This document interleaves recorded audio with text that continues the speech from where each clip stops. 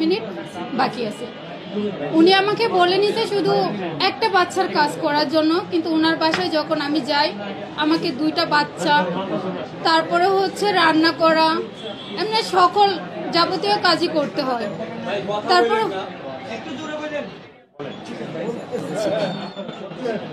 তারপর হচ্ছে যে আমি বাজারে লিস্ট লিখতে, মানে রান্না করার কোনো কিছু নাই, বাজারে লিস্ট লিখে বলছে দেওয়ার জন্য। তখন আমি বাজারে লিস্ট লিখতে যাই, যাওয়ার পরে আমাকে যে সৌরভ নামে যে আছে উনি আমাকে বলতেছে বাচ্চা নাকি কান্না করতেছে, বলতেছে পিঙ্কি বাচ্চাটা কান্না করতেছে, তুমি বাচ্চার কাছে যাও, তুমি কি করো? আমি বলছি যে আমি বাজারের লিস্ট লিখতেছি কি কি লাগবে। পরে বলতেছে এটা একটু পরে করো। পরে আমি বলছি যে ভাইয়া আপু তো বলছে এখনই দেওয়ার জন্য, না হয়তো আবার অশৃঙ্খল ভাষা দিয়ে বকাবকি শুরু করব, আমার হয়ে গেছে আমি যাচ্ছি। তখন বলছি ঠিক আছে। তখন আমি বাচ্চার কাছে যাই, যাওয়ার পরে 15 থেকে 20 মিনিট পরে আবার সৌরভ আসার পরে আমাকে বলতেছে যে পিঙ্কি ওকে একটু সলিড খাবার দাও। তখন সলিড খাবার আমি বলছি ভাইয়া 20 মিনিট কি 25 মিনিট বাকি আছে, তো 2 ঘন্টা হয় নাই, তাহলে একটু পরে দেয় আর এখন আমি দুধ দিই। ওনার হচ্ছে যে বাচ্চাটা আগে যে রাখতো ও একটু মাঝে মাঝে এরকমভাবে দুধ দিত, বাচ্চাটা কান্না করলে দিনে 1 থেকে 2 বার দুধ দিত, তার জন্য আমি দুধ দিচ্ছি। তারপর হঠাৎ করে ওর মেকআপ রুম থেকে, মানে ওইখান থেকে বইকে আসতেছে আর বলতেছে তুই কার কথাই দুধ দিস। আমি আর কোনো কথা বলে না, মানে আমার দাঁড়ানোর পরে বলতেছে যে দুধ কি দিয়ে বানাস। তখন আমি দুধ যেভাবে বানাই ওইভাবে বলছি। পরে এটা বলাতে পরে বলতেছে কি যে তুই কার অনুমতিতে দুধ দিতেছিস। আমি বলছি যে আপু আমি তো আগে যে মেয়েটা তা রাখতো ও তো দুধ দিত একটু কান্না করলে, এটার জন্য 2 ঘন্টা তো হয় নাই, এটার জন্য আমি একটু দুধ দিচ্ছি। এটা বলাতে মানে অশৃঙ্খল ভাষা গালিগালাজ করতেছে। করার পরে আমি কোনো চুপ থাকি না, যে এভাবে তাকাই রয়েছি ওনার দিকে, ভাই তাকাইতে হচ্ছে না বলে আমাকে থাপড়াইতেছে। কিন্তু সৌরভ নামে যে উনি দাঁড়ায় ছিল উনি কোনো কথাই বলতেছে না, অথচ পরীকে ধরতেছেও না যে এটা কেন। তখন আমি নিচে পড়তেছি আর উঠতেছি, এভাবে আমাকে 20 থেকে 25 মিনিটের মতো, এরকম 30 মিনিটের মতো ধোপে তাপড়াইছি। তাপড়ানোর পরে আর আমি কোনো করতে পারি নাই। আবার যখন আবার উঠতাম বলছে যে যোগ্যতা নাই আমার, তোরা মায়েরা যদি বক্সে বইটা রাখি আমার 2 কোটি টাকা যাবে, আর কিছুই হবে না, আর আমার অনেক আছে। এগুলো বলে তা আমাকে তো মারতে আছে, আমি নিচে পড়তেছি আর উঠতেছি। তখন আবার আমি এর মাঝখানে আবার সেন্সলেন্স হয়ে যাওয়ার পরে ওরা আবার ডাক দেয় যে বৃষ্টি নামে একটা মেয়ে ছিল, যে হতেছে আপু ওর অবস্থা অনেক খারাপ, তাহলে তখন আমাকে বরফ দিয়ে, যে চোখ ফুলে গেছিল বাম চোখ ফুলে যাওয়ার পরে বরফ দিছে, বরফ দেওয়ার পরে আবার নাফা ট্যাবলেট খাওয়াইছে, এগুলো ওনারা করছে। তখন আমি একটু যখন কথা বলতে পারিছে তখন আমি ওনাদেরকে বলছি যে আপু আমি আপনার পায়ে পড়ে আমাকে এক হইলে হসপিটালে নিয়ে যান, না হয়তো আমাকে ছেড়ে দেন। তখন উনি আমাকে বলে কি যে আরো উশৃঙ্খল ভাষায় গালিগালাজ দিয়ে বলে যে তোকে আমি ছাড়বো না, এইখানে রাইকে তোরে মারবো, তোর কি লুক আছে কি আছে নিয়ে আমার কিছুই করতে পারবে না, তোরে মাইরা করলে আমার কিচ্ছু হবে না, শুধু 2 কোটি টাকা যাবে। এগুলা বলার পরে আর আমি আর কি করব, কিন্তু আমার ভাগ্যটা এতটাই ভালো ছিল যে উনি ফোন নিয়ে নেয়, যে গৃহকর্মীকে নির্যাতন করার পরেই ফোন নিয়ে নেয়, কিন্তু আমার ফোনটা সাইলেন্ট করা ছিল, আবার ওয়ার্ডরোবের ভিতরে ছিল, উনি আর নিতে পারে না এই ফোনটা। তখন আমি একটু ঘুরায় ঘুরায় এই ফোন গেছি ফোনের কাছে গিয়ে আমি এজেন্সিকে ফোন দিছি যে আমাকে 1 ঘন্টার মধ্যে এসে নিয়ে যান, না হয়তো বলেন যে বের করে দিতে। এজেন্সির সাথে আমি অনেক কান্নাকাটি করে বলছি যে আমাকে একটু হসপিটালে নিয়ে যেতে বলেন, না হয়তো আমাকে বের করে দিতে বলেন, না হয়তো আপনি এসে আমাকে নিয়ে যান। উনি বলছে কি যে ঠিক আছে। আমি ফোন দিতে এসেছি উনি ফোন রিসিভ করে না। পরে আবার ফোন রিসিভ করে বলে কি যে পরি ঘুমাচ্ছে, এখন ওকে কল দেওয়া যাবে না, ঘুমাইতেছে ঘুম। তারপর আর আমি কি করব, এখন আমি বেরোতেও পারি না। বৃষ্টিকেও বলতেছি বৃষ্টি আপু আপনার পায়ে পরে আপনি বের করে দেন, বৃষ্টিও বের করে দিবে না। তখন আমি নিরুপায় হয়ে আমি 999-এ ফোন দিই। 999-এ ফোন দেওয়ার পরে ওনারাও বলছে যে আসতেছি আসতেছি মানে নাম্বার দিতেছি, ওনারা নাম্বার দিতে দিতে লেট হলে আমি আবার ফোন দিই, এরকম অনেক বিরক্ত করি ওনাদেরকে। তারপরে এসআই যে আরিফুল ইসলাম বাটারা থানার, ওনার নাম্বার দেয়, ওনাকে ফোন দেয়। উনি আবার আমাকে বলে কি যে তোমাকে যে মারছে কোনো দাগ আছে, তো দাগ থাকলে ছবি পাঠাও। আমি বলছি যে জি ভাইয়া আছে, আমার এই বাম চোখ ফুলে গেছে। তখন উনি আবার চোখের ছবি দিলাম, দেওয়ার পরে উনি আবার দেখলো, দেখে আমি আবার ওনাকে বলছি যে ভাইয়া যদি আমাকে উদ্ধার করতে পারেন, ওইখান থেকে নিতে পারেন, তাইলে আপনারা আইসেন, আর যদি মনে করেন যে নিতে পারবেন না তাহলে আসার কোনো দরকার নেই, না হয়তো আমাকে আরও নির্যাতন করবেন। বলছে যে ঠিক আছে, তুমি ভয় পাই না, আমরা তোমার বাসার পাশে আছি, আর আমরা তোমাকে নিয়ে যাব, আধা ঘন্টার মধ্যেই নিয়ে যাব। তখন ওনারা আধা ঘন্টার মধ্যে যখন হয় নাই, একটু লেট হয়ে গেছে, তখন আমি আবার ওনাকে ফোন দিছি, বলছে যে আমি আসতেছি তোমার বাসার পাশে। উনি আবার আইসা ওনার ম্যানেজারকে ফোন দেয় যে আপনাদের বাসায় এরকম নামের মেয়েটা ফোন দিছে, তো এরকম হয়েছে। এর আগে আমি ওর ম্যানেজারকেও বলি, ওর ম্যানেজারও ওর বুবুর ক্ষমতা দেখাইছে, কয় জানিস আমার বুবুর কত ক্ষমতা, তুই আমার বুবুরে কিছু করতে পারবে, তুই কেন এমন করতেছ, বুবু ঘুম থেকে উঠবে, তারপর আমরা ফোন দিব, তারপরে একটা ডিসিশন দিব, তারপরে তুই যেটাই কর, এগুলো বলছে। বলার পরে তো আমি 999-এ ফোন দিলে পরে ওই আরিফুল ইসলাম আবার ওনার ম্যানেজারকে ফোন দিছে। ফোন দেওয়ার পরে যখন শুনতে পারছে, তখন আর পরীর ঘুমও নাই, কোনো কিছুই নাই। তখন ও আবার ক্যামেরায় অশৃঙ্খল ভাষাতে বকাবকি বলতেছে যে ওকে বের কর, ওকে বের কর তাড়াতাড়ি, পুলিশ আসতেছে, বের কর। তখন ওই যে বৃষ্টি নামে মেয়েটা আমাকে বুরকা পরার টাইমটাও দেয় নাই যে আমি বুরকা পরে এখান থেকে বেরোবো। আমি যে অবস্থায় ছিলাম ওই অবস্থা থেকে আমি ওখান থেকে বের হই। বের হওয়ার পরে আমি গেটে আর দেখতেছি যাইতে পারতেছি না, এরকম রিক্সায় নিয়ে গেটে দাঁড়ায় থাকি। দাঁড়ায় থাকার পরে ওই যে পুলিশ আসে, পুলিশ এসে আমার অবস্থা দেখে, দেখার পরে আমি আবার ওইখান থেকে পুলিশ আমাকে জিজ্ঞেস করছি তুমি কি যাইতে পারবা, না আমরা তোমাকে কোনো হেল্প করবো। আমি বলছি যে না, আমি এখান থেকে হসপিটালে যাব। তখন রিক্সা অর্ধেক পর্যন্ত নিয়ে যাইতে মানে আমার অবস্থা আবার খারাপ হয়ে যায়। তখন ওই রিক্সা আবার আমাকে সিএনজিতে তুলে দেয়।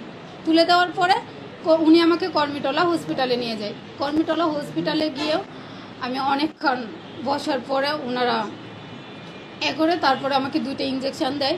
ইঞ্জেকশন দেওয়ার পরে আমি একটু সুস্থ হই। সুস্থ হওয়ার পর ওনাকে আমার বলছে যে তোমাকে ঢাকা মেডিকেলে যাইতে হবে, এখানে তো আমাদের সিট নাই, ভর্তি রাখা পসিবল হচ্ছে না, ওইটা ঢাকা মেডিকেল চলে যাও। তখন ওই আমি খাদের এজেন্সিকে আবার আমি ফোন দিই যে ভাই আমাকে তো এরকম এরকম বলছে, আপনি একটু আসেন, আমি তো একা একা পারতেছি না, কিন্তু ওই এজেন্সি আর আসে নাই। তখন আমি আবার ওই এজেন্সির কাছে যাই, এখান থেকে ফিরে যাই যে এজেন্সির কাছে যাওয়ার পর আমি এজেন্সিকে বলছি যে ভাই আপনি আমাকে যখন দিছিলেন আমি আপনাকে তো বলছিলাম যে এরকমভাবে যাতে মাইদুর না দেয়, বকা না দেয়। তখন এখন আমাকে মারছে। ওই মারছে যে উনি এটাও জিজ্ঞেস করে নাই যে কেন মারছে, কি হয়েছে। উনি এর পরবর্তীতে আমাকে যেদিন মারছে এর পরের দিন আবার একটা ওই জায়গায় মেয়ে দিয়ে আসছে, কারণ ওইখানে উনি কথা বলে নাই, ওকে টাকা দেয় বেশি করে, ওইটার জন্য ওইটা নিয়ে কথা বলে নাই। তারপরে আমি ওইখানে আবার বাটারা থানায় একটা অভিযোগ লিখি, 3 তারিখ, মেবি 2 তারিখ কি 3 তারিখে হবে। এই অভিযোগ ভিত্তিতে আবার আমি থানায় জিটি করি। জিটি করার পরে ওনারা খালি শুধু আমাকে বলছে যে 3 দিন মানে অপেক্ষা করাইছে যে ওনারা একটা ডিসিশনে নিবে কি, ওনারা আমাকে একটা বিচার দিবে, মানে এরকম কোনো কিছু বলছে। কিন্তু ওইখান থেকে আমি কোনো বিচার পাই না। খালি ওনাদেরকে ফোন দিলে আমাকে বলে যে বিষয়টা কোর্টে যাচ্ছে, কিন্তু 10 দিন কি 7 দিন কোর্টেই যাচ্ছে বিষয়টা, কিন্তু কোর্ট থেকে আর আমাকে কোনো ফোন দেয় নাই। তখন আমি নিরুপায় হয়ে আমি মামলায় যাই।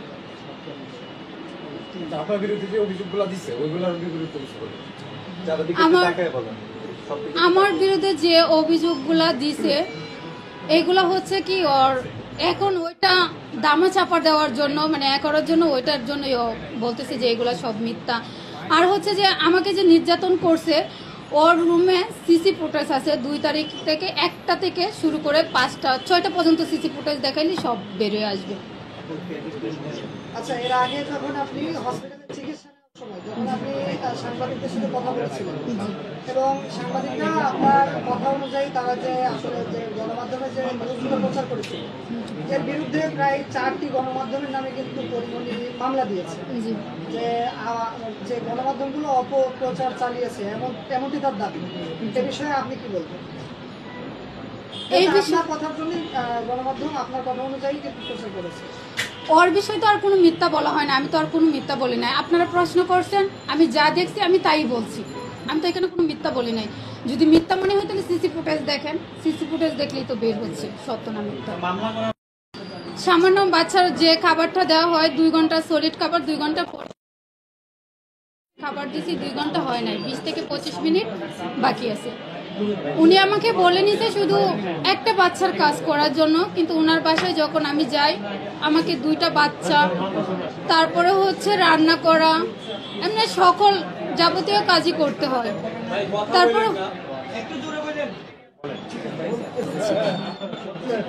তারপরে হচ্ছে যে আমি বাজারে লিস্ট লিখি, লিস্ট লিখতে মানে রান্না করার কোনো কিছু নাই, বাজারে লিস্ট লিখে বলছে দেওয়ার জন্য। তখন আমি বাজারে লিস্ট লিখতে যাই, যাওয়ার পরে আমাকে যে সৌরভ নামে যে আছে উনি আমাকে বলতেছে বাচ্চা নাকি কান্না করতেছে, বলতেছে পিঙ্কি বাচ্চাটা কান্না করতেছে, তুমি বাচ্চার কাছে যাও, তুমি কি করো? আমি বলছি যে আমি বাজারের লিস্ট লিখতেছি কি কি লাগবে। পর বলতেছে এটা একটু পরে করো। পরে আমি বলছি যে ভাইয়া আপু তো বলছে এখনই দেওয়ার জন্য, না হয়তো আবার অশৃঙ্খল ভাষা দিয়ে বকাবকি শুরু করব, আমার হয়ে গেছে আমি যাচ্ছি। তখন বলছি ঠিক আছে। তখন আমি বাচ্চার কাছে যাই, যাওয়ার পরে 15 থেকে 20 মিনিট পরে আবার সৌরভ আসে। আসার পরে আমাকে বলতেছে যে পিঙ্কি ওকে একটু সলিড খাবার দাও। তখন সলিড খাবার আমি বলছি ভাইয়া 20 মিনিট কি 25 মিনিট বাকি আছে, তো 2 ঘন্টা হয় নাই, তাহলে একটু পরে দেয়, আর এখন আমি দুধ দিই। ওনার হচ্ছে যে বাচ্চাটা আগে যে রাখতো, ও একটু মাঝে মাঝে এরকম ভাবে দুধ দিত, বাচ্চাটা কান্না করলে দিনে 1 থেকে 2 বার দুধ দিত, তার জন্য আমি দুধ দিচ্ছি। তারপর হঠাৎ করে ওর মেকআপ রুম থেকে মানে ওইখান থেকে বইকে বইকে আসতেছে আর বলতেছে তুই কার কথাই দুধ দিস, কার কথাই দুধ দিস। আমি আর কোনো কথা বলি না, মানে আমার দাঁড়াইছে, দাঁড়ানোর পরে বলতেছে যে দুধ কি দিয়ে বানাস। তখন আমি দুধ যেভাবে বানাই ওইভাবে বলছি। পরে এটা বলাতে পরে বলতেছে কি যে তুই কার অনুমতিতে দুধ দিতেছিস। আমি বলছি যে আপু আমি তো আগে যে মেয়েটা তা রাখতো ও তো দুধ দিতে একটু কান্না করলে, এটার জন্য 2 ঘন্টা তো হয় নাই, এটার জন্য আমি একটু দুধ দিচ্ছি। এটা বলাতে মানে অশৃঙ্খল ভাষা গালিগালাজ করতেছে। করার পরে আমি কোনো চুপ থাকি না, যে এভাবে তাকাই রয়েছে ওনার দিকে, ভাই তাকাইতে হচ্ছে না বলে আমাকে থাপড়াইতেছে। কিন্তু সৌরভ নামে যে উনি দাঁড়ায় ছিল উনি কোনো কথাই বলতেছে না, অথচ পরীকে ধরতেছে না যে এটা কেন। তখন আমি নিচে পড়তেছি আর উঠতেছি, এভাবে আমাকে 20 থেকে 25 মিনিটের মতো, এরকম 30 মিনিটের মতো ধোবে তাপড়াইছি। তাপড়ানোর পরে আর আমি কোনো করতে পারি নাই। আবার সে যখন আবার উঠতাম বলছে যে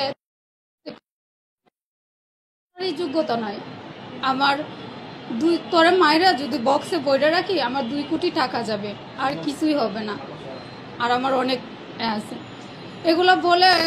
তা আমাকে তো মারতে আছে, আমি নিচে পড়তেছি আর উঠতেছি। তখন আবার আমি এর মাঝখানে আবার সেন্সলেন্স হয়ে যাই। সেন্সলেন্স হয়ে যাওয়ার পরে ওরা আবার ডাক দেয় যে বৃষ্টি নামে একটা মেয়ে ছিল, যে হতেছে আপু ওর অবস্থা অনেক খারাপ, তেলে তখন আমাকে বরফ দিয়ে, যে চোখ ফুলে গেছিল বাম চোখ ফুলে যাওয়ার পরে বরফ দিছে, বরফ দেওয়ার পরে আবার নাফা ট্যাবলেট খাওয়াইছে, এগুলো ওনারা করছে। তখন আমি একটু যখন কথা বলতে পারিছে হয়েছে, তখন আমি ওনাদেরকে বলছি যে আপু আমি আপনার পায়ে পড়ে, আমাকে এক হইলে হসপিটালে নিয়ে যান, না হয়তো আমাকে ছেড়ে দেন। তখন উনি আমাকে বলে কি যে আরো উশৃঙ্খল ভাষায় গালিগালাজ দিয়ে বলে যে তোকে আমি ছাড়বো না, এইখানে রাইকে তোরে মারবো, তোর কি লুক আছে কি আছে নিয়ে আমার কিছুই করতে পারবে না, তোরে মাইরা এক হলে আমার কিচ্ছু হবে না, শুধু 2 কোটি টাকা যাবে। এগুলা বলার পরে আর আমি আর কি করব, কিন্তু আমার ভাগ্যটা এতটাই ভালো ছিল যে উনি ফোন নিয়ে নেয়, যে গৃহকর্মীকে নির্যাতন করার পরেই ফোন নিয়ে নেয়, কিন্তু আমার ফোনটা সাইলেন্ট করা ছিল, আবার ওয়ার্ডরোবের ভিতরে ছিল, উনি আর নিতে পারে না এই ফোনটা। তখন আমি একটু ঘুরায় ঘুরায় এই ফোন গেছি ফোনের কাছে গিয়ে আমি এজেন্সিকে ফোন দিছি যে আমাকে 1 ঘন্টার মধ্যে এসে নিয়ে যান, না হয়তো বলেন যে বের করে দিতে। এজেন্সির সাথে আমি অনেক কান্নাকাটি করে বলছি যে আমাকে একটু হসপিটালে নিয়ে যেতে বলেন, না হয়তো আমাকে বের করে দিতে বলেন, না হয়তো আপনি এসে আমাকে নিয়ে যান। উনি বলছে কি যে ঠিক আছে আমি ফোন দিতে এসেছি উনি ফোন রিসিভ করে না। পরে আবার ফোন রিসিভ করে বলে কি যে পরি ঘুমাচ্ছে, এখন ওকে কল দেওয়া যাবে না, ঘুমাইতেছে ঘুম। তারপরে আরে আমি কি করব, এখন আমি বেরোতেও পারি না, বৃষ্টিকেও বলতেছি বৃষ্টি আপু আপনার পায়ে পরে আপনি বের করে দেন, বৃষ্টিও বের করে দিবে না। তখন আমি নিরুপায় হয়ে আমি 999-এ ফোন দিই। 999-এ ফোন দেওয়ার পরে ওনারাও বলছে যে আসতেছি মানে নাম্বার দিতেছে। ওনারা নাম্বার দিতে দিতে লেট হলে আমি আবার ফোন দিই, এরকম অনেক বিরক্ত করি ওনাদেরকে। তারপরে এসআই যে আরিফুল ইসলাম বাটারা থানার, ওনার নাম্বার দেয়, ওনাকে ফোন দেয়। উনি আবার আমাকে বলে কি যে তোমাকে যে মারছে কোনো দাগ আছে, তো দাগ থাকলে ছবি পাঠাও। আমি বলছি যে জি ভাইয়া আছে, আমার এই বাম চোখ ফুলে গেছে। তখন উনি আবার চোখের ছবি দিলাম, দেওয়ার পরে উনি আবার দেখলো, দেখে আমি আবার ওনাকে বলছি যে ভাইয়া যদি আমাকে উদ্ধার করতে পারেন, ওইখান থেকে নিতে পারেন, তাইলে আপনারা আইসেন, আর যদি মনে করেন যে নিতে পারবেন না তাহলে আসার কোনো দরকার নেই, না হয়তো আমাকে আরও নির্যাতন করবেন। বলছে যে ঠিক আছে, তুমি ভয় পাও না, আমরা তোমার বাসার পাশে আছি, আর আমরা তোমাকে নিয়ে যাব, আধা ঘন্টার মধ্যেই নিয়ে যাব। তখন ওনারা আধা ঘন্টার মধ্যে যখন হয় নাই, একটু লেট হয়ে গেছে, তখন আমি আবার ওনাকে ফোন দিছি, বলছে যে আমি আসতেছি তোমার বাসার পাশে। উনি আবার আইসা ওনার ম্যানেজারকে ফোন দেয় যে আপনাদের বাসায় এরকম নামের মেয়েটা ফোন দিছে, তো এরকম হয়েছে। এর আগে আমি ওর ম্যানেজারকেও বলি, ওর ম্যানেজারও ওর বুবুর ক্ষমতা দেখাইছে, কয় জানিস আমার বুবুর কত ক্ষমতা, তুই আমার বুবুরে কিছু করতে পারবে, তুই কেন এমন করতেছ, বুবু ঘুম থেকে উঠবে, তারপর আমরা ফোন দিব, তারপরে একটা ডিসিশন দিব, তারপরে তুই যেটাই করবে, এগুলো বলছে। বলার পরে তো আমি 999-এ ফোন দিলে পরে ওই আরিফুল ইসলাম আবার ওনার ম্যানেজারকে ফোন দিছে। ফোন দেওয়ার পরে যখন শুনতে পারছে, তখন আর পরির ঘুমও নাই, কোনো কিছুই নাই। তখন ও আবার ক্যামেরায় অশৃঙ্খল ভাষাতে বকাবকি বলতেছে যে ওকে বের কর তাড়াতাড়ি, পুলিশ আসতেছে, বের কর। তখন ওই যে বৃষ্টি নামে মেয়েটা আমাকে বুরকা পরার টাইমটাও দেয় নাই যে আমি বুরকা পরে এখান থেকে বেরোবো। আমি যে অবস্থায় ছিলাম ওই অবস্থা থেকে আমি ওখান থেকে বের হওয়ার পরে আমি গেটে আর দেখতেছি যাইতে পারতেছি না, এরকম রিক্সায় নিয়ে গেটে দাঁড়ায় থাকার পরে ওই যে পুলিশ আসে আমার অবস্থা দেখার পরে আমি আবার ওইখান থেকে পুলিশ আমাকে জিজ্ঞেস করছি তুমি কি যাইতে পারবা, না আমরা তোমাকে কোনো হেল্প করবো। আমি বলছি যে না, আমি এখান থেকে হসপিটালে যাব। তখন রিক্সা অর্ধেক পর তো নিয়ে যাইতেই মানে আমার অবস্থা আবার খারাপ হয়ে যায়। তখন ওই রিক্সা আবার আমাকে সিএনজিতে তুলে দেওয়ার পরে উনি আমাকে কর্মীটলা হসপিটালে নিয়ে যায়। কর্মীটলা হসপিটালে গিয়েও আমি অনেকক্ষণ বসার পরে ওনারা করে তারপরে আমাকে 2টা ইঞ্জেকশন দেওয়ার পরে আমি একটু সুস্থ হওয়ার পর ওনাকে আমার বলছে যে তোমাকে ঢাকা মেডিকেলে যাইতে হবে, এখানে তো আমাদের সিট নাই, ভর্তি রাখা পসিবল হচ্ছে না, এটা ঢাকা মেডিকেল চলে যাও। তখন আমি খাদের এজেন্সিকে আবার আমি ফোন দিই যে ভাই আমাকে তো এরকম বলছে, আপনি একটু আসেন, আমি তো একা পারতেছি না, কিন্তু ওই এজেন্সি আর আসে নাই। তখন আমি আবার ওই এজেন্সির কাছে যাই, এখান থেকে ফিরে যাই যে এজেন্সির কাছে যাওয়ার পর আমি এজেন্সিকে বলছি যে ভাই আপনি আমাকে যখন দিছিলেন আমি আপনাকে তো বলছিলাম যে এরকমভাবে যাতে মাইদুর না দেয়, বকা না দেয়। তখন এখন আমাকে মারছে যে উনি এটাও জিজ্ঞেস করে নাই যে কেন মারছে, কি হয়েছে। উনি এর পরবর্তীতে আমাকে যেদিন মারছে এর পরের দিন আবার একটা ওই জায়গায় মেয়ে দিয়ে আসছে, কারণ ওইখানে উনি কথা বলে নাই, ওকে টাকা দেয় বেশি করে, ওইটার জন্য ওইটা নিয়ে কথা বলে নাই। তারপরে আমি ওইখানে আবার বাটারা থানায় একটা অভিযোগ লিখি, 3 তারিখ মেবি 2 তারিখ কি 3 তারিখে হবে। এই অভিযোগ ভিত্তিতে আবার আমি থানায় জিটি করার পরে ওনারা খালি শুধু আমাকে বলছে যে 3 দিন মানে অপেক্ষা করাইছে যে ওনারা একটা ডিসিশনে নিবে কি ওনারা আমাকে একটা বিচার দিবে, মানে এরকম কোনো কিছু বলছে। কিন্তু ওইখান থেকে আমি কোনো বিচার পাই না। খালি ওনাদেরকে ফোন দিলে আমাকে বলে যে বিষয়টা কোর্টে যাচ্ছে, কিন্তু 10 দিন কি 7 দিন কোর্টেই যাচ্ছে বিষয়টা, কিন্তু কোর্ট থেকে আর আমাকে কোনো ফোন দেয় নাই। তখন আমি নিরুপায় হয়ে আমি মামলায় যাই। আমার বিরুদ্ধে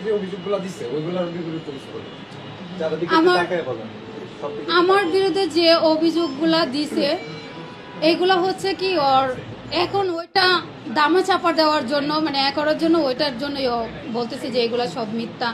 আর হচ্ছে যে আমাকে যে নির্যাতন করছে, ওর রুমে সিসি ফুটেজ আছে 2 তারিখ থেকে 1টা থেকে শুরু করে 5টা 6টা পর্যন্ত সিসি ফুটেজ দেখাইলে সব বেরিয়ে আসবে। আচ্ছা, এর আগে যখন আপনি হসপিটালে চিকিৎসা নেওয়ার সময় যখন আপনি সাংবাদিকদের সাথে কথা বলেছিলেন এবং সাংবাদিকরা আপনার কথা অনুযায়ী তারা যে আসলে যে গণমাধ্যমে যে নিউজগুলো প্রচার করেছিল এর বিরুদ্ধে প্রায় 4টি গণমাধ্যমের নামে কিন্তু পরিমণি মামলা দিয়েছে যে যে গণমাধ্যমগুলো অপপ্রচার চালিয়েছে এমনটি তার দাবি। এ বিষয়ে আপনি কি বলবেন? এই আপনার কথার জন্য গণমাধ্যম আপনার কথা অনুযায়ী কিন্তু প্রচার করেছে। ওর বিষয়ে তো আর কোনো মিথ্যা বলা হয় না, আমি তো আর কোনো মিথ্যা বলি নাই। আপনারা প্রশ্ন করছেন, আমি যা দেখছি আমি তাই বলছি, আমি তো এখানে কোনো মিথ্যা বলি নাই। যদি মিথ্যা মনে হয় তাহলে সিসি ফুটেজ দেখেন, সিসি ফুটেজ দেখলেই তো বের হচ্ছে সত্য না মিথ্যা। সামান্য বাচ্চার যে খাবারটা দেওয়া হয় 2 ঘন্টা সলিড খাবার, 2 ঘন্টা পর খাবার দিছি, 2 ঘন্টা হয় নাই, 20 থেকে 25 মিনিট বাকি আছে। উনি আমাকে বলে নিতে শুধু একটা বাচ্চার কাজ করার জন্য, কিন্তু ওনার বাসায় যখন আমি যাই আমাকে 2টা বাচ্চা, তারপরে হচ্ছে রান্না করা, এমনি সকল যাবতীয় কাজই করতে হয়।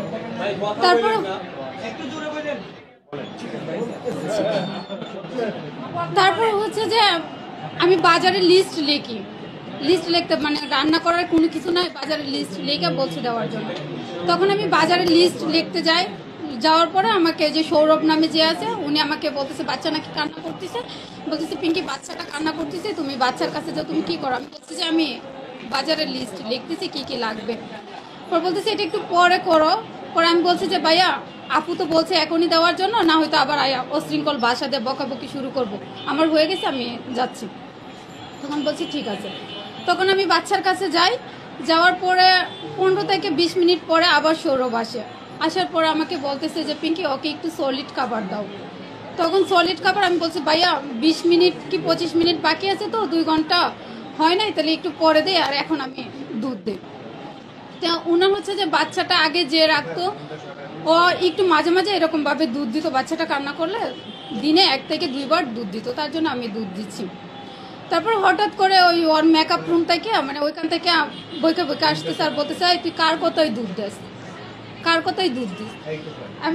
আমি আর কোনো কথা বলে না, মানে আমার দাঁড়ানোর পরে বলতেছে যে দুধ কি দিয়ে বানাস। তখন আমি দুধ যেভাবে বানাই ওইভাবে বলছি। পরে এটা বলাতে পরে বলতেছে কি যে তুই কার অনুমতিতে দুধ দিতেছিস। আমি বলছি যে আপু আমি তো আগে যে মেয়েটা তা রাখতো ও তো দুধ দিত একটু কান্না করলে, এটার জন্য 2 ঘন্টা তো হয় নাই, এটার জন্য আমি একটু দুধ দিচ্ছি। এটা বলাতে মানে অশৃঙ্খল ভাষা গালিগালাজ করতেছে। করার পরে আমি কোনো চুপ থাকি না, যে এভাবে তাকাই রয়েছে ওনার দিকে, ভাই তাকাইতে হচ্ছে না বলে আমাকে থাপড়াইতেছে। কিন্তু সৌরভ নামে যে উনি দাঁড়ায় ছিল উনি কোনো কথাই বলতেছে না, অথচ পরীকে ধরতেছে না যে এটা কেন। তখন আমি নিচে পড়তেছি আর উঠতেছি, এভাবে আমাকে 20 থেকে 25 মিনিটের মতো, এরকম 30 মিনিটের মতো ধরবে তাপড়াইছি। তাপড়ানোর পরে আর আমি কোনো করতে পারি নাই। আবার সেই যখন আবার উঠতাম বলছে যে যোগ্যতা নয়, আমার তোরে মায়েরা যদি বক্সে বইটা রাখি আমার 2 কোটি টাকা যাবে, আর কিছুই হবে না, আর আমার অনেক আছে এগুলো বলে তা আমাকে তো মারতে আছে। আমি নিচে পড়তেছি আর উঠতেছি। তখন আবার আমি এর মাঝখানে আবার সেন্সলেন্স হয়ে যাওয়ার পরে ওরা আবার ডাক দেয় যে বৃষ্টি নামে একটা মেয়ে ছিল, যে হতেছে আপু ওর অবস্থা অনেক খারাপ, তাহলে তখন আমাকে বরফ দিয়ে, যে চোখ ফুলে গেছিল বাম চোখ ফুলে যাওয়ার পরে বরফ দিছে, বরফ দেওয়ার পরে আবার নাফা ট্যাবলেট খাওয়াইছে, এগুলো ওনারা করছে। তখন আমি একটু যখন কথা বলতে পারিছে তখন আমি ওনাদেরকে বলছি যে আপু আমি আপনার পায়ে পড়ে আমাকে এক হইলে হসপিটালে নিয়ে যান, না হয়তো আমাকে ছেড়ে দেন। তখন উনি আমাকে বলে কি যে আরো অশৃঙ্খল ভাষায় গালিগালাজ দিয়ে বলে যে তোকে আমি ছাড়বো না, এইখানে রাইকে তোরে মারবো, তোর কি লুক আছে কি আছে নিয়ে আমার কিছুই করতে পারবে না, তোরে মাইরা এক হলে আমার কিচ্ছু হবে না, শুধু 2 কোটি টাকা যাবে। এগুলা বলার পরে আর আমি আর কি করব, কিন্তু আমার ভাগ্যটা এতটাই ভালো ছিল যে উনি ফোন নিয়ে নেয়, যে গৃহকর্মীকে নির্যাতন করার পরেই ফোন নিয়ে নেয়, কিন্তু আমার ফোনটা সাইলেন্ট করা ছিল, আবার ওয়ার্ডরোবের ভিতরে ছিল, উনি আর নিতে পারে না এই ফোনটা। তখন আমি একটু ঘুরায় ঘুরায় এই ফোন গেছি ফোনের কাছে গিয়ে আমি এজেন্সিকে ফোন দিছি যে আমাকে 1 ঘন্টার মধ্যে এসে নিয়ে যান, না হয়তো বলেন যে বের করে দিতে। এজেন্সির সাথে আমি অনেক কান্নাকাটি করে বলছি যে আমাকে একটু হসপিটালে নিয়ে যেতে বলেন, না হয়তো আমাকে বের করে দিতে বলেন, না হয়তো আপনি এসে আমাকে নিয়ে যান। উনি বলছে কি যে ঠিক আছে। আমি ফোন দিতে এসেছি উনি ফোন রিসিভ করে না। পরে আবার ফোন রিসিভ করে বলে কি যে পরি ঘুমাচ্ছে, এখন ওকে কল দেওয়া যাবে না, ঘুমাইতেছে ঘুম। তারপরে আর আমি কি করব, এখন আমি বেরোতেও পারি না। বৃষ্টিকেও বলতেছি বৃষ্টি আপু আপনার পায়ে পরে আপনি বের করে দেন, বৃষ্টিও বের করে দিবে না। তখন আমি নিরুপায় হয়ে আমি 999-এ ফোন দিই। 999-এ ফোন দেওয়ার পরে ওনারাও বলছে যে আসতেছি নাম্বার দিতেছে। ওনারা নাম্বার দিতে দিতে লেট হলে আমি আবার ফোন দিই, এরকম অনেক বিরক্ত করি ওনাদেরকে। তারপরে এসআই যে আরিফুল ইসলাম বাটারা থানার, ওনার নাম্বার দেয়, ওনাকে ফোন দেয়। উনি আবার আমাকে বলে কি যে তোমাকে যে মারছে কোনো দাগ আছে, তো দাগ থাকলে ছবি পাঠাও। আমি বলছি যে জি ভাইয়া আছে, আমার এই বাম চোখ ফুলে গেছে। তখন উনি আবার চোখের ছবি দিলাম, দেওয়ার পরে উনি আবার দেখলো, দেখে আমি আবার ওনাকে বলছি যে ভাইয়া যদি আমাকে উদ্ধার করতে পারেন, ওইখান থেকে নিতে পারেন, তাহলে আপনারা আইসেন। আর যদি মনে করেন যে নিতে পারবেন না, তাহলে আসার কোনো দরকার নেই, না হয়তো আমাকে আরও নির্যাতন করবেন। বলছে যে ঠিক আছে, তুমি ভয় পাই না, আমরা তোমার বাসার পাশে আছি, আর আমরা তোমাকে নিয়ে যাব, আধা ঘন্টার মধ্যেই নিয়ে যাব। তখন ওনারা আধা ঘন্টার মধ্যে যখন হয় নাই, একটু লেট হয়ে গেছে, তখন আমি আবার ওনাকে ফোন দিছি, বলছে যে আমি আসতেছি তোমার বাসার পাশে। উনি আবার আইসা ওনার ম্যানেজারকে ফোন দেয় যে আপনাদের বাসায় এরকম নামের মেয়েটা ফোন দিছে, তো এরকম হয়েছে। এর আগে আমি ওর ম্যানেজারকেও বলি, ওর ম্যানেজারও ওর বুবুর ক্ষমতা দেখাইছে, কয় জানিস আমার বুবুর কত ক্ষমতা, তুই আমার বুবুরে কিছু করতে পারবে, তুই কেন এমন করতেছ? বুবু ঘুম থেকে উঠবে, তারপর আমরা ফোন দিব, তারপরে একটা ডিসিশন দিব, তারপরে তুই যেটাই কর, এগুলো বলছে। বলার পরে তো আমি 999-এ ফোন দিলে পরে ওই আরিফুল ইসলাম আবার ওনার ম্যানেজারকে ফোন দিছে। ফোন দেওয়ার পরে যখন শুনতে পারছে, তখন আর পরির ঘুমও নাই, কোনো কিছুই নাই। তখন ও আবার ক্যামেরায় অশৃঙ্খল ভাষাতে বকাবকি বলতেছে যে ওকে বের কর তাড়াতাড়ি, পুলিশ আসতেছে, বের কর। তখন ওই যে বৃষ্টি নামে মেয়েটা আমাকে বুরকা পরার টাইমটাও দেয় নাই যে আমি বুরকা পরে এখান থেকে বেরোবো। আমি যে অবস্থায় ছিলাম ওই অবস্থা থেকে আমি ওখান থেকে বের হই। বের হওয়ার পরে আমি গেটে আর দেখতেছি যাইতে পারতেছি না, এরকম রিক্সায় নিয়ে গেটে দাঁড়ায় থাকার পরে ওই যে পুলিশ এসে আমার অবস্থা দেখার পরে আমি আবার ওইখান থেকে পুলিশ আমাকে জিজ্ঞেস করছি তুমি কি যাইতে পারবা? না, আমরা তোমাকে কোনো হেল্প করবো। আমি বলছি যে না, আমি এখান থেকে হসপিটালে যাব। তখন রিক্সা অর্ধেক পথ নিয়ে যাইতে মানে আমার অবস্থা আবার খারাপ হয়ে যায়। তখন ওই রিক্সা আবার আমাকে সিএনজিতে তুলে দেওয়ার পরে উনি আমাকে কর্মীটলা হসপিটালে নিয়ে যায়। কর্মীটলা হসপিটালে গিয়েও আমি অনেকক্ষণ বসার পরে ওনারা করে তারপরে আমাকে 2টা ইঞ্জেকশন দেয়। ইঞ্জেকশন দেওয়ার পরে আমি একটু সুস্থ হওয়ার পর ওনাকে আমার বলছে যে তোমাকে ঢাকা মেডিকেলে যাইতে হবে, এখানে তো আমাদের সিট নাই, ভর্তি রাখা পসিবল হচ্ছে না, ওইটা ঢাকা মেডিকেল চলে যাও। তখন আমি কাদের এজেন্সিকে আবার আমি ফোন দিই যে ভাই আমাকে তো এরকম বলছে, আপনি একটু আসেন, আমি তো একা পারতেছি না, কিন্তু ওই এজেন্সি আর আসে নাই। তখন আমি আবার ওই এজেন্সির কাছে যাই, এখান থেকে ফিরে যাই যে এজেন্সির কাছে যাওয়ার পর আমি এজেন্সিকে বলছি যে ভাই আপনি আমাকে যখন দিছিলেন আমি আপনাকে তো বলছিলাম যে এরকমভাবে যাতে মাইদুর না দেয়, বকা না দেয়। তখন এখন আমাকে মারছে যে উনি এটাও জিজ্ঞেস করে নাই যে কেন মারছে, কি হয়েছে। উনি এর পরবর্তীতে আমাকে যেদিন মারছে এর পরের দিন আবার একটা ওই জায়গায় মেয়ে দিয়ে আসছে, কারণ ওইখানে উনি কথা বলে নাই, ওকে টাকা দেয় পরিবেশি করে, ওইটার জন্য ওইটা নিয়ে কথা বলে নাই। তারপরে আমি ওইখানে আবার বাটারা থানায় একটা অভিযোগ লিখি, 3 তারিখ মেবি 2 তারিখ কি 3 তারিখে হবে। এই অভিযোগ ভিত্তিতে আবার আমি থানায় জিটি করার পরে ওনারা খালি শুধু আমাকে বলছে যে 3 দিন মানে অপেক্ষা করাইছে যে ওনারা একটা ডিসিশনে নিবে কি ওনারা আমার একটা বিচার দিবে, মানে এরকম কোনো কিছু বলছে। কিন্তু ওইখান থেকে আমি কোনো বিচার পাই না। খালি ওনাদেরকে ফোন দিলে আমাকে বলে যে বিষয়টা কোর্টে যাচ্ছে, কিন্তু 10 দিন কি 7 দিন কোর্টেই যাচ্ছে বিষয়টা, কিন্তু কোর্ট থেকে আর আমাকে কোনো ফোন দেয় নাই। তখন আমি নিরুপায় হয়ে আমি মামলায় যাই।